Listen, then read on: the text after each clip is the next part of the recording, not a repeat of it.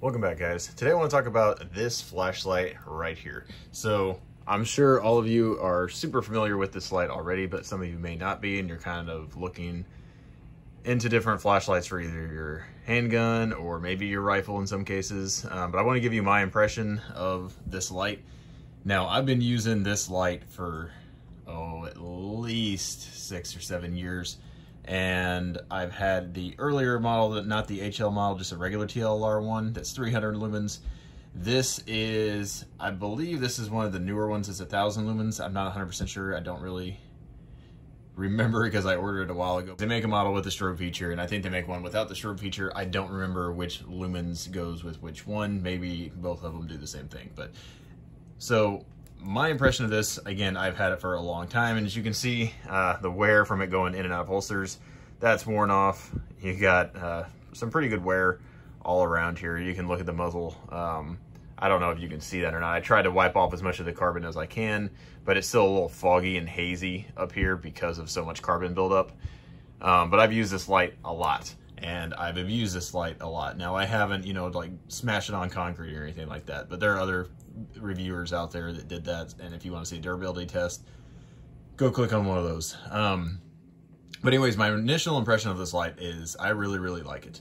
Now, that's not to say that I don't have issues with this light, and I do, and I'll go over those here in a little bit, but for the price, for what you get, I'm very happy with this light.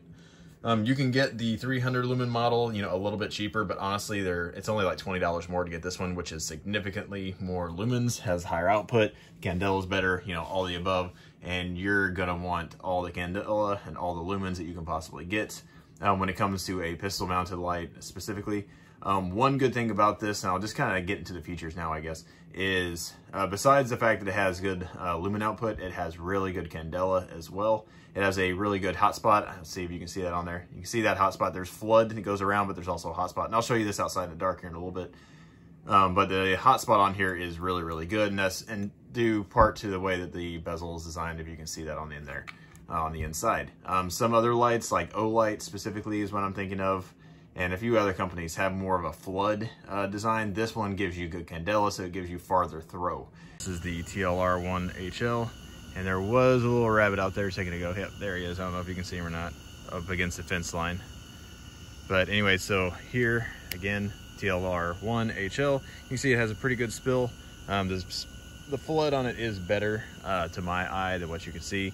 It has probably about double of that hot spot, just kind of in a flood pattern. Go little bunny, go.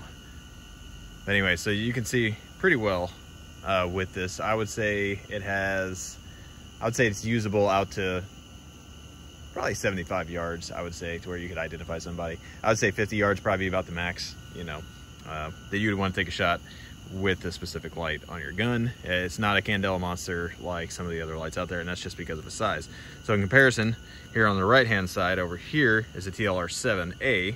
So you can see this one will light up the shed pretty well, but this one has a much better hotspot than this one. So you can see the wood line maybe off in the background. Maybe you can see that, maybe you can't. Versus this one, it lights up the woods, but it's not nearly as much of a hotspot. So again, TLR-1 HL. And these batteries aren't brand new. I would say they're probably about 90 to 95%. So this could probably be a smidgen lighter with brand new batteries. And then on the left here is the Streamlight. This is the rail mount, the HLX, I believe. It's 1,000 lumens as well, but this one has better candela.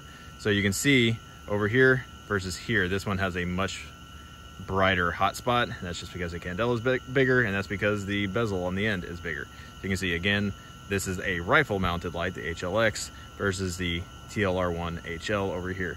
I will say, for the size, you still get pretty good performance with this guy. So it's no slouch. But again, I just want to give you a general comparison. Again, the TLR-1 HL is over here. This is the rifle mounted.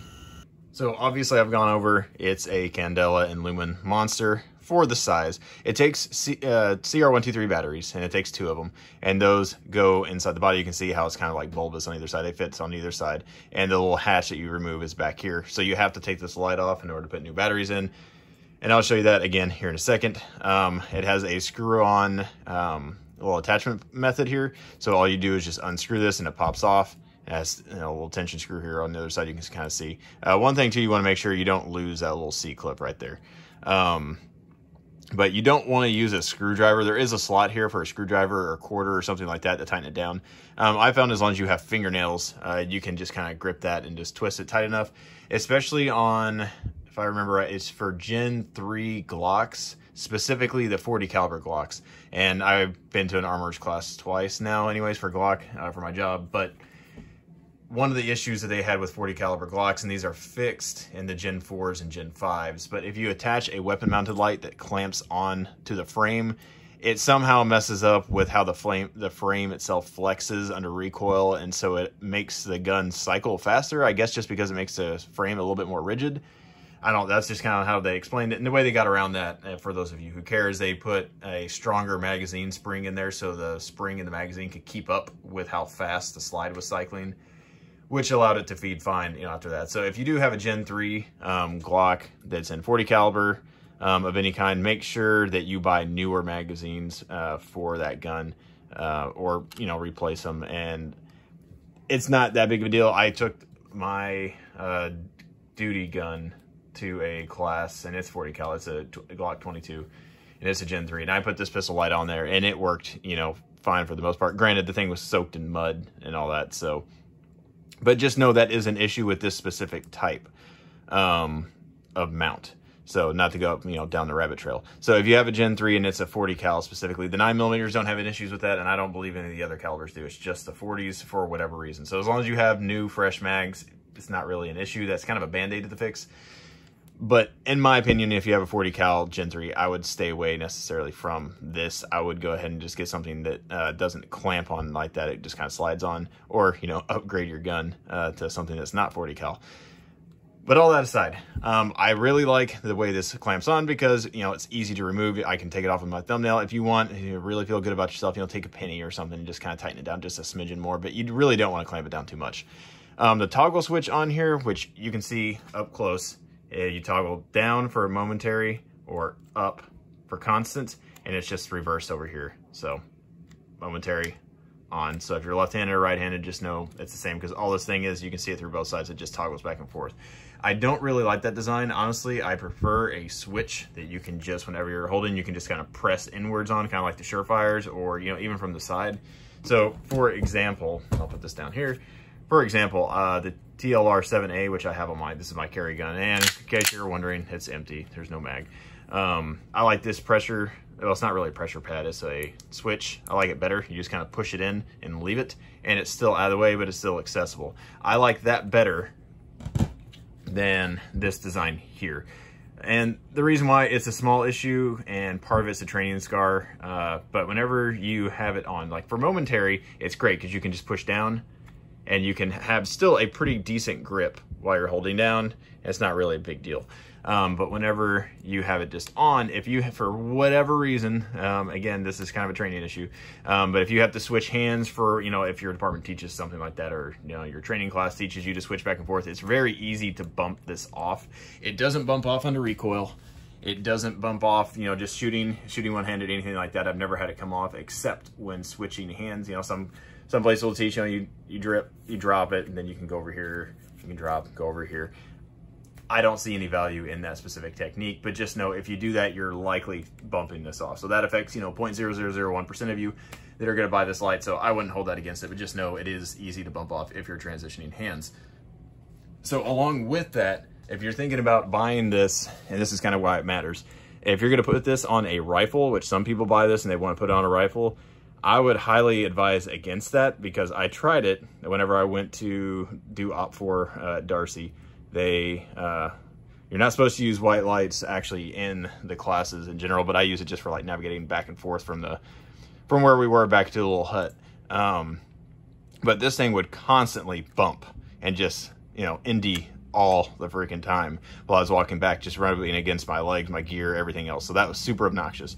So if you are going to mount this on a rifle, you need to get the rifle kit that replaces this little back hinge door back here, and it replaces it with like a tape switch kind of thing.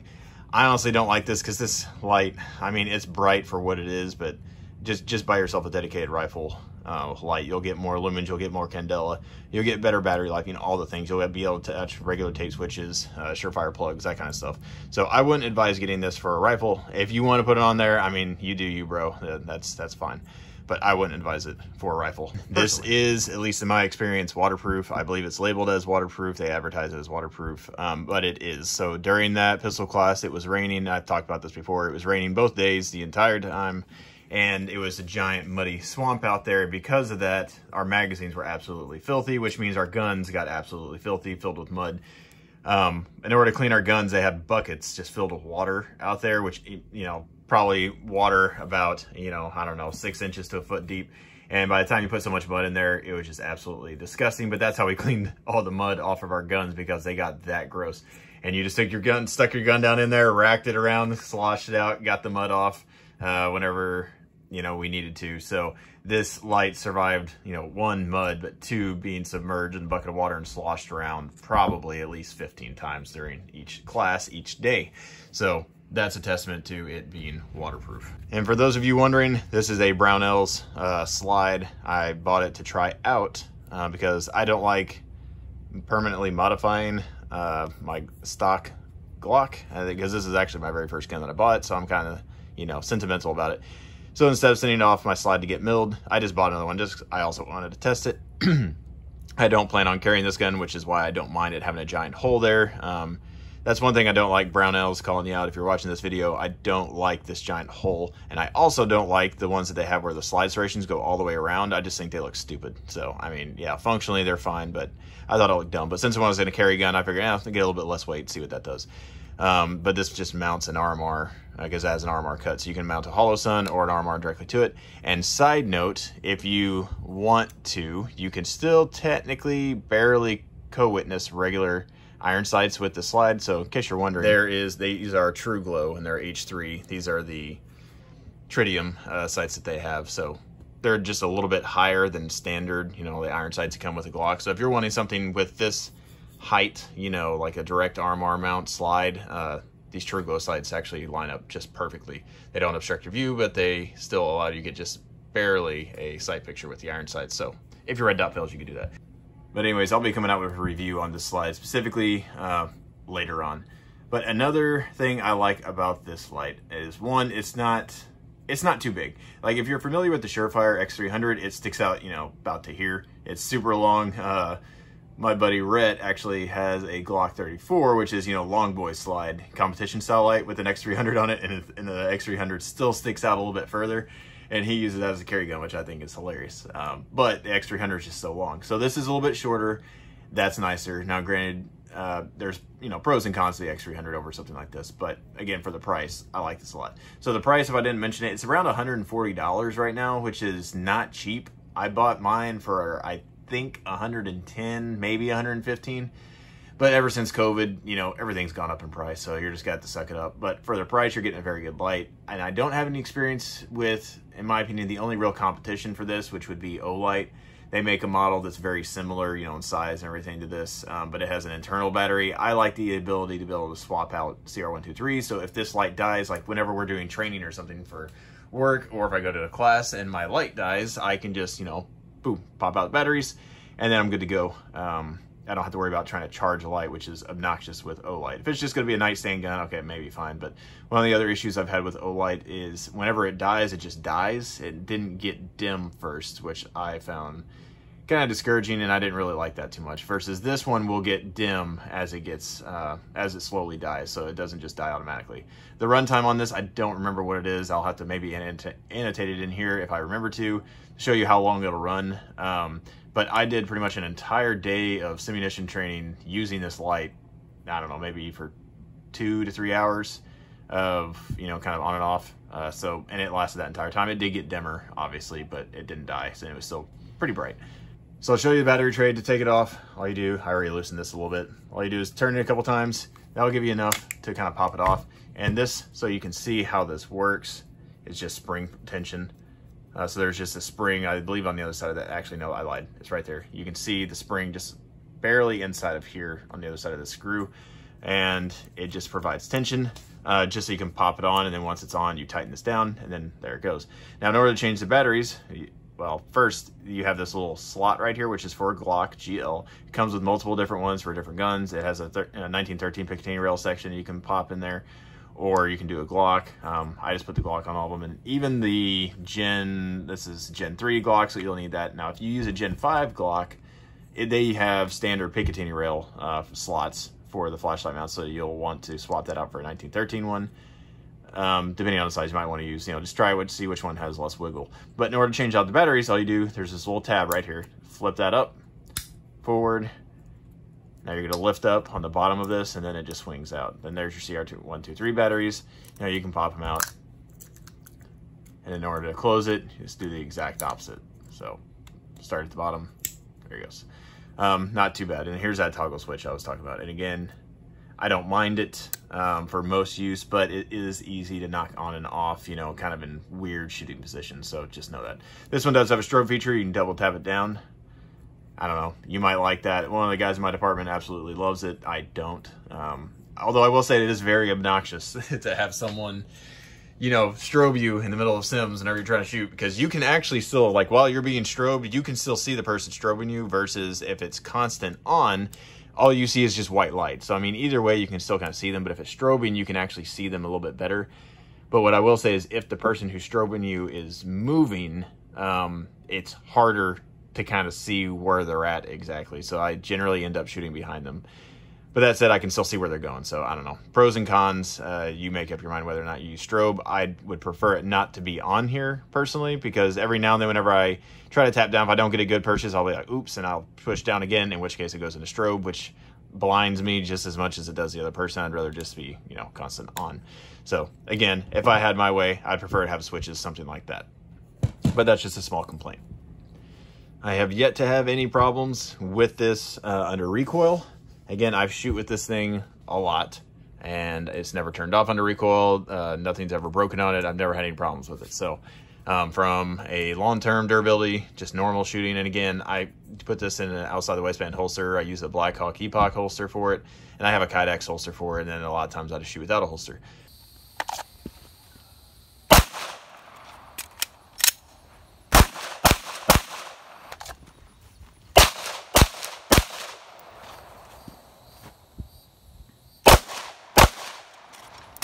But you can see how much carbon's actually built up on the top of that. I don't clean it. It's not worth it. I don't bother. It's dirty. My guns are dirty. I don't care. One nice thing, too, that I will say about this, well, this isn't just about this light specifically, but this is just about this style of light and sticking out past the muzzle. So if you're familiar with Glocks or any kind of striker-fired pistol, or really most pistols in general, if the slide goes back really just about that much, it can be knocked out of battery. So if you push back on this slide, you felt that the trigger fired, but you can see the trigger went back forward, so the sear didn't actually break. So that's not actually firing the gun. So if you shove your gun into something, say a person that's on top of you, whatever, and your slide gets knocked back, or someone tries to grab your gun or whatever, or you grab your gun on accident or gets hung up on something, no, you can't pull the trigger if it's back a little bit. Well, what this does is kind of like a standoff device, where if you shove it into somebody, this flashlight is what comes in contact with the person's body, preventing the slide from getting, kind of knocked out of battery. So that's one nice thing about having a flashlight that actually sticks out a little bit further than the end of your gun, because again, it gives you the ability to do that. Now, granted, you shouldn't shove your gun into somebody, but there might be some situation where that's, someone's on top of you, whatever. But that's just another advantage for, something like a longer light like this specifically on your gun. But again, if you guys have any questions, I try not to go super long, but I end up rambling in pretty much every video. So, but if you have any questions about this light specifically, feel free to comment down below. One thing I will say also about this is I've tried some of those rechargeable CR123 batteries in this, and they do work. They're the ones that have the little micro USB. They work in this, but they die immediately. And that's just those type of batteries. With standard CR123s, it gets dimmer and it's dying, versus with the rechargeables, and that's probably why the O-lights do the same thing, is it just dies. So I was using the rechargeable CR123s in there because they did work. It might be frying the internals, I don't know, but it worked for a long time and I didn't have any problems. But whenever I realized that it would die, just went from super bright to just nothing because the batteries died, I went back to regular CR123s because I want to know that my flashlight's dying before it actually dies. But anyways, hope you all enjoy this video. Follow us on Instagram. Give us a like, subscribe to the channel. We appreciate all that, you know. Help us out as much as you can, because we all know YouTube isn't going to. So hopefully I didn't ramble on too long, but anyways, hope you all have a good one.